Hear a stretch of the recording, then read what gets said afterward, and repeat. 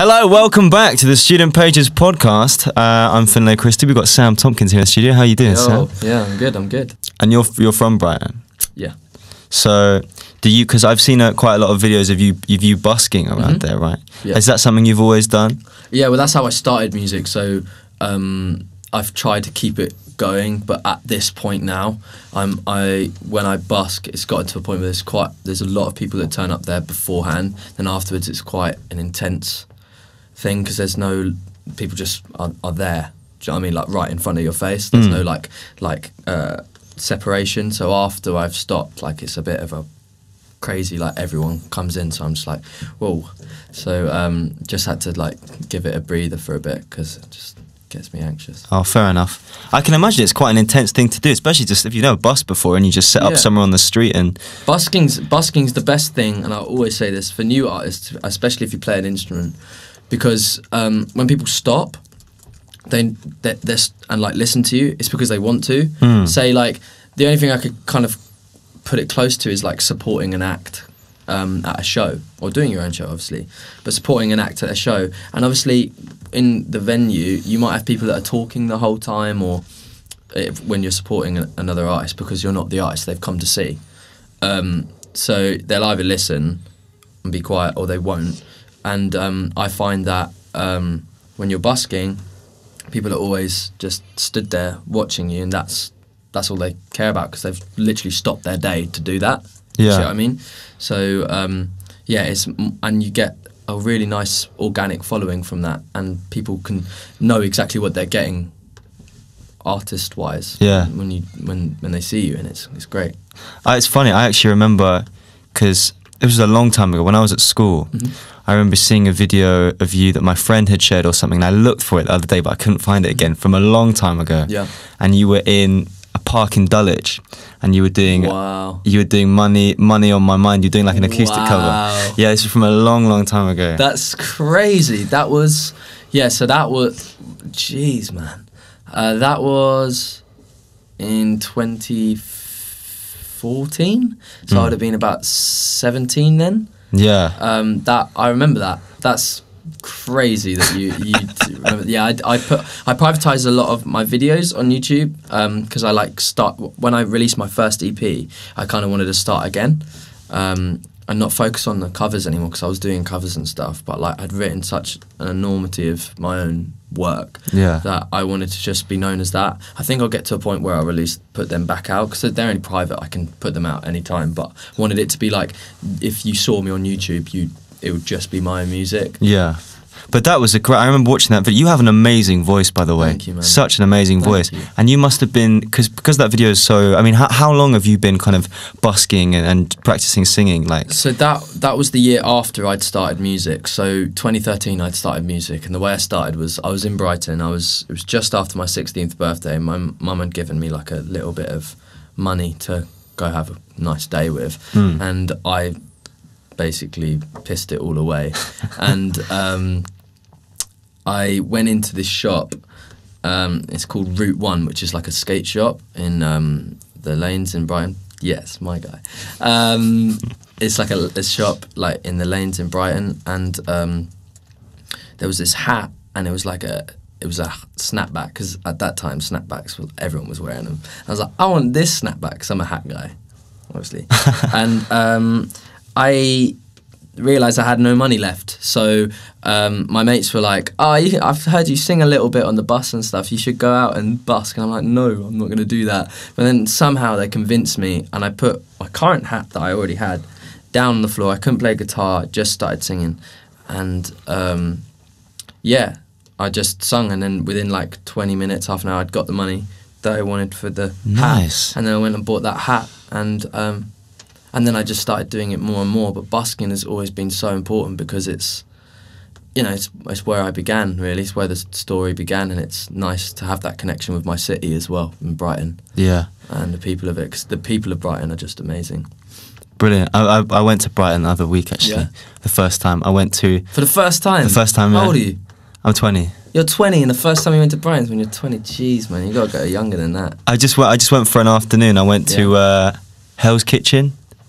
Where? The sandwich shop. That's in the lanes, isn't it? Yeah. That's like, that does, Big sandwiches. Yeah, massive sandwiches. Yeah, I've heard. I need to have one of those. Is it nice? You not been there? No, there's a lot of places. How old are you? Yes, nice. I like your beach as well. Yeah, the beach is all right. It's only nice when it's sunny though. Like it's not nice when it's windy. Yeah. Like any beach. And also, I like pebble beaches. Yeah. Well, yeah. I have a preference to sand beaches though. That's my preference. Most people. I never like. Prefer Every year I go to the beach and I'm like, this is the day I'm gonna go for a swim. Yeah. And then it's just awful because the walk down, you've got barefoot and you have to like traipse down. You're like, feet are getting like hurt by the pebbles, and you get in the sea, and that's horrible. You've been swimming in Brighton Beach? I went 3 times this year, and every time I regretted it. But in hindsight, it was fun. Fair enough. And God, so you've been busking for a long time. Was it always the same kind of music that you were doing? Yeah, it was like covers. I think when I started, it was just like what songs I liked at the time, and then as I've got older, I've gained like a kind of idea of the kind of songs I like to cover, and also the songs I like to sing of my own. And it's more like as I've got older, I've realised what's like sonically what kind of music I like the most. So yeah. I suppose it's all very similar the whole way through. You do a lot of there's a lot of acoustic stuff that you do. Kind of like seen on YouTube. Do you think, because obviously you've got such a nice voice, it kind of really suits like acoustic music as well. Do you think you'd ever release like an acoustic album? That's a question I get a lot, and I think the answer to that would be if my head was in the right place to do that, then sure. At the moment, I love just building instrumentation in my tracks and like putting as much different ideas in as possible. But I think I like the idea of doing a stripped back album at some point. Maybe I'd do a project and then have like a B-side where I do all the tracks, acoustic, so people can choose which ones they like the most. I've always liked that concept quite a lot. Yeah. How do you go about writing songs then? What's your process? A lot of the time I write it on the guitar, like just on my guitar. A lot of the time I write it in a room where the guys got, maybe someone's put some chords down, the producer's put some chords down, and I write over the chords. Or sometimes I do it very structured, so like we'll have the beat completely made and I would have helped produce it and stuff, and then we get into it and I'm like, right, I'm going to do the verses now, I'm going to do the chorus. But sometimes I'm walking down the street and I've got a melody in my head, so I voice note it. Yeah. It can be anything, but like the guitar's a good one. But I got to a point like last year where I was like, I feel like I can't write with the guitar anymore, so I learnt loads more on the guitar, and then I was able to do more experiment with like different chords and stuff. But I'd say that there's no like one way of writing for me. It's kind of like yeah. And then in terms of lyrics, is that do you need to be in the right kind of mind frame to write lyrics? Yeah, man.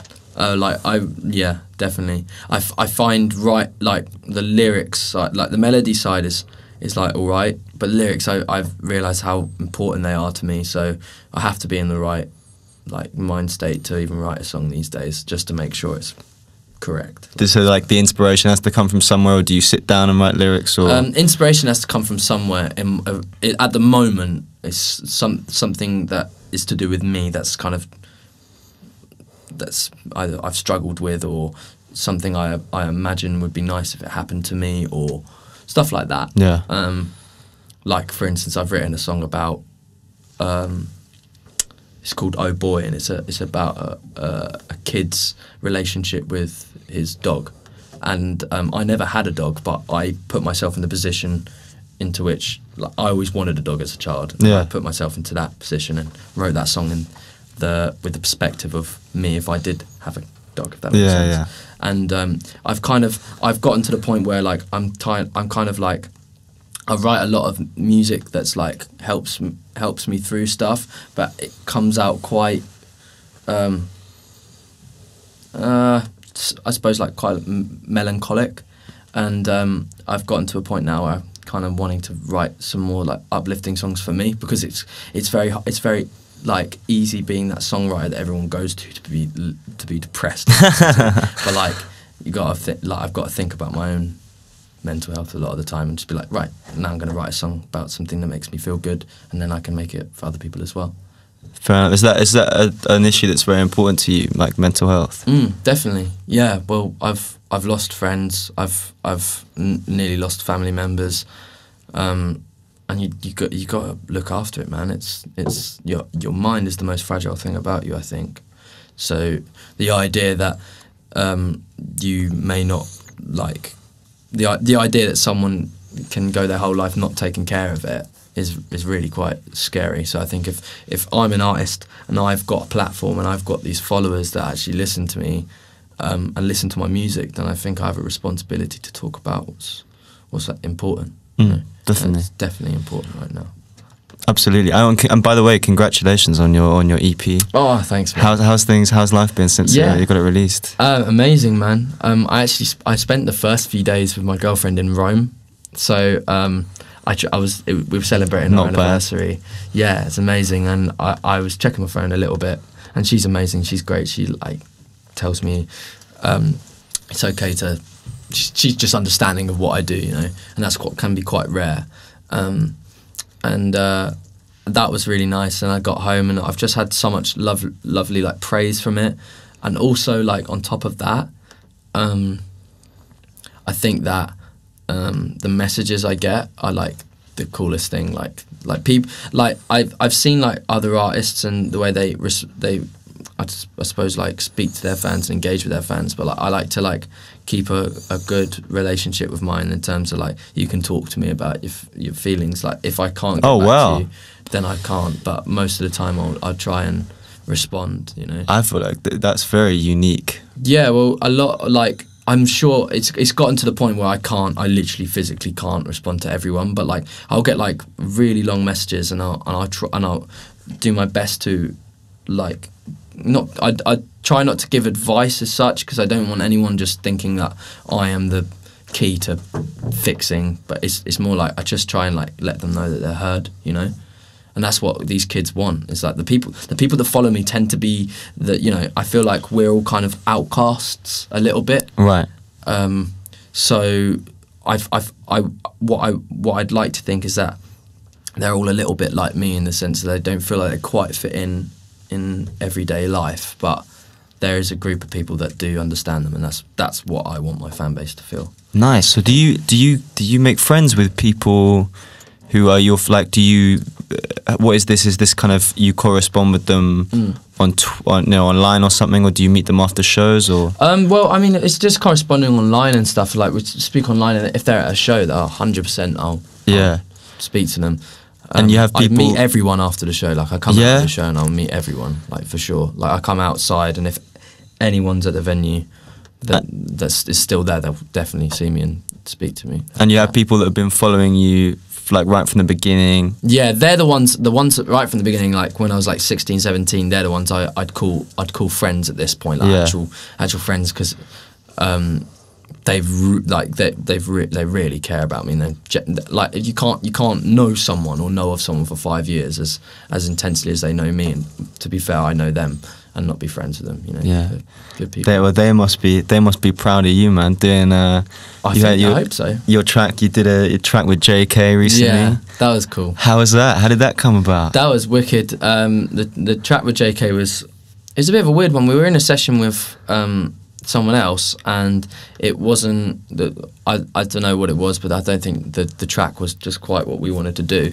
And then we'd already been in correspondence before then, and like I was like, come in the studio, I think I've got a vibe for us. And then I sent him Faded, and he like all it was like kind of like mumbling and like just melodies. And then like he just before he got to the studio, I fleshed it out, and then he came and laid down his verse so easily as well. Just easily as anything, mate. He's amazing. A sick verse.